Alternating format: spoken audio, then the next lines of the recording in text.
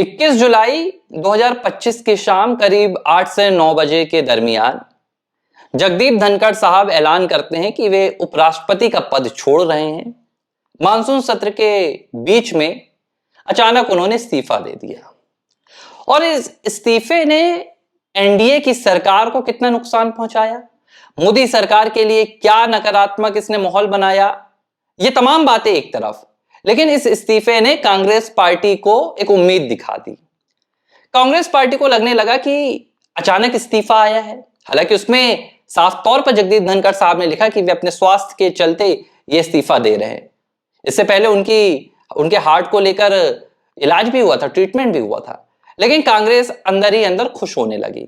जयराम रमेश ने इससे पहले जगदीप धनखड़ साहब से मुलाकात भी किया था और कांग्रेस पार्टी ने इस पूरे इस्तीफे को भारतीय जनता पार्टी के खिलाफ भुनाने के लिए अपना एक इकोसिस्टम तैयार करना शुरू कर दिया।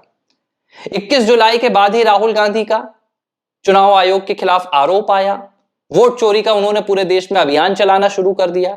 एक ये माहौल बनाया गया जिसकी जिम्मेदारी राहुल गांधी ने उठाई और उन्होंने सीधे देश की सरकार को कटघरे में खड़ा कर दिया। अब क्यों किया इसको आप समझिए।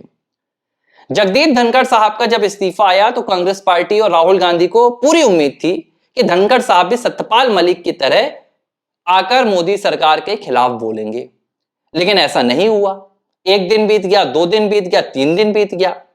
जब जगदीप धनखड़ साहब ने कुछ नहीं बोला तो राहुल गांधी ने अपनी कैंपेनिंग शुरू कर दी और उन्हें लगा कि शायद मेरी कैंपेनिंग के बाद धनखड़ साहब सामने आएंगे और बोलेंगे। इस बात का जिक्र राहुल गांधी ने बिहार में भी किया था। उन्होंने कहा था कि जगदीप धनखड़ साहब बोल नहीं रहे हैं, उन्हें चुप करा दिया गया, क्या कहां हैं वे, लापता, इस तरह की बातें उन्होंने की थी। तो एक ये इकोसिस्टम तैयार किया गया। इसके बाद अचानक कांग्रेस पार्टी ने 2-3 और आप देखेंगे कि अलग अलग सोशल मीडिया प्लेटफॉर्म्स पर चर्चाएं भी चल रही हैं। कई पत्रकार जो तथाकथित कांग्रेस पार्टी के समर्थक पत्रकार हैं, यूट्यूब में आकर मोदी सरकार के भीतर उठापटक की खबरें दिखा रहे हैं।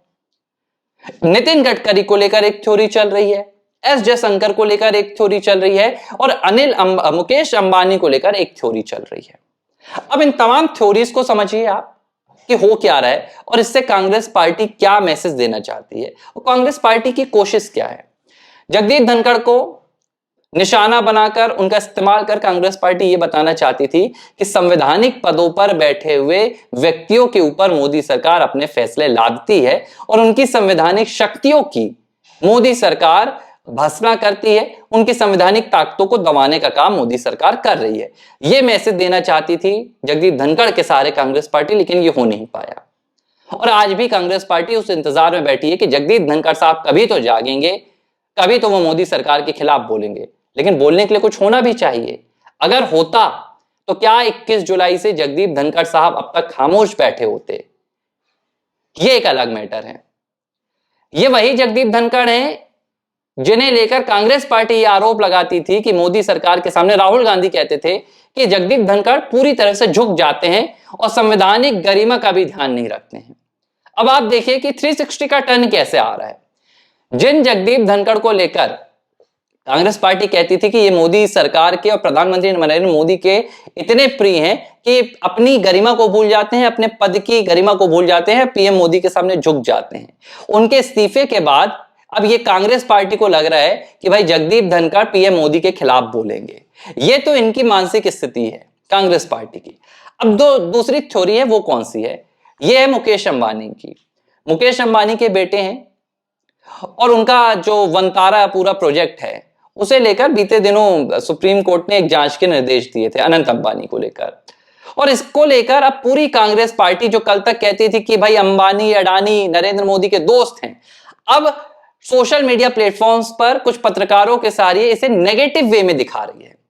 कांग्रेस पार्टी ये दिखाने की कोशिश कर रही है कि भाई अब मुकेश अंबानी, माफ कीजिएगा, मोदी सरकार गिराने के प्रयास कर रहे हैं क्योंकि मोदी सरकार मुकेश अंबानी के बेटे अनंत अंबानी के खिलाफ एक्शन ले रही है। तो भाई आपने तो अपनी थ्योरी को ही यहां झूठा साबित कर दिया, जिसमें कल तक आप मुकेश अंबानी को, आज भी राहुल गांधी बताते हैं कि भाई वो बोलते हैं कि नरेंद्र मोदी के दोस्त हैं, मोदी इन्हीं के लिए ही तमाम प्रोजेक्ट ला रहे हैं। राफेल में आपने इतना बड़ा मुद्दा उठा दिया था मुकेश अंबानी को लेकर, तो आपके ही थ्योरीज में कॉन्ट्राडिक्शन आ रहा है।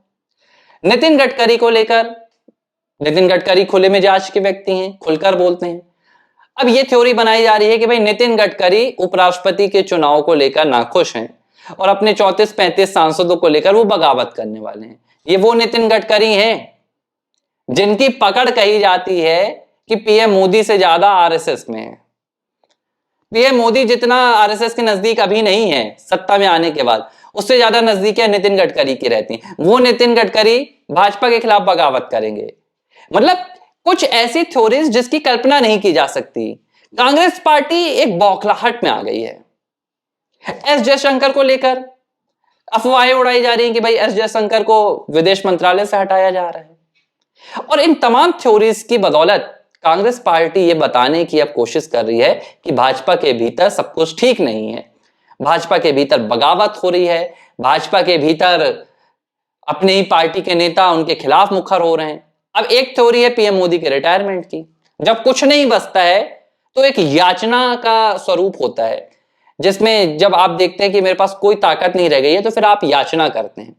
कांग्रेस पार्टी के साथ आज 2025 में जो हो रहा है, कांग्रेस पार्टी याचना के स्वरूप में आ चुकी है।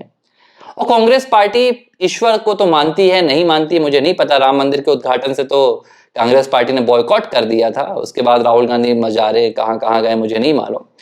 लेकिन कांग्रेस पार्टी याचना कर रही है कि भाई कैसे भी करके अब पीएम मोदी अगर खुद रिटायरमेंट ले लेते हैं राजनीति से तो शायद उनकी सत्ता में वापसी के दरवाजे खुल जाएंगे।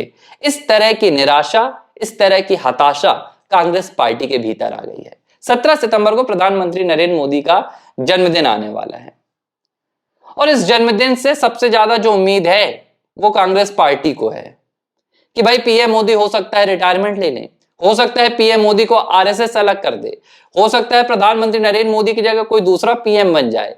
इतना खौफ है प्रधानमंत्री मोदी को लेकर। खौफ किस लिए? क्योंकि पीएम मोदी ने पूरे विपक्ष की राजनीति को खत्म करके रख दिया। उन तमाम राजनेताओं को और उन पार्टियों को तहस नहस कर दिया जो जनता को सिर्फ सत्ता तक पहुंचने का साधन मानती थी। आज देश में विकास की राजनीति है, आज देश में मुद्दों की राजनीति है, आज देश में राष्ट्रीयता की राजनीति है, जहां राष्ट्र प्रेम सर्वोपरि है। जात पात धर्म इन तमाम बंधनों से देश मुक्त हो रहा है। तो कांग्रेस पार्टी को ये रास नहीं आ रहा है और कांग्रेस पार्टी ये तमाम जो भ्रामक प्रचार है अब इसका सहारा लेकर देश की राजनीति में उठापटक करने की कोशिश कर रही है। जनता से कनेक्शन कांग्रेस पार्टी का टूट गया है तो कांग्रेस की आखिरी कोशिश है कि देश को भ्रम के जाल में लाया जाए और ये बताने की कोशिश की जाए कि सरकार देश की कितनी कमजोर है, सरकार के भीतर कुछ भी ठीक नहीं है, ताकि जनता का विश्वास सरकार से टूट जाए। क्योंकि भाई कांग्रेस की वो स्थिति नहीं है कि कांग्रेस पार्टी जनता के विश्वास को दोबारा जीत सके। 2014 में जनता ने साफ बता दिया था कि कांग्रेस से जनता अब आगे बढ़ चुकी है। तो कांग्रेस पार्टी ये जो अपना आखिरी दांव है अब उसे भी राजनीति के मैदान में आजमा रही है। ABC हिंदी न्यूज, आज ही जुड़िए हर खबर के साथ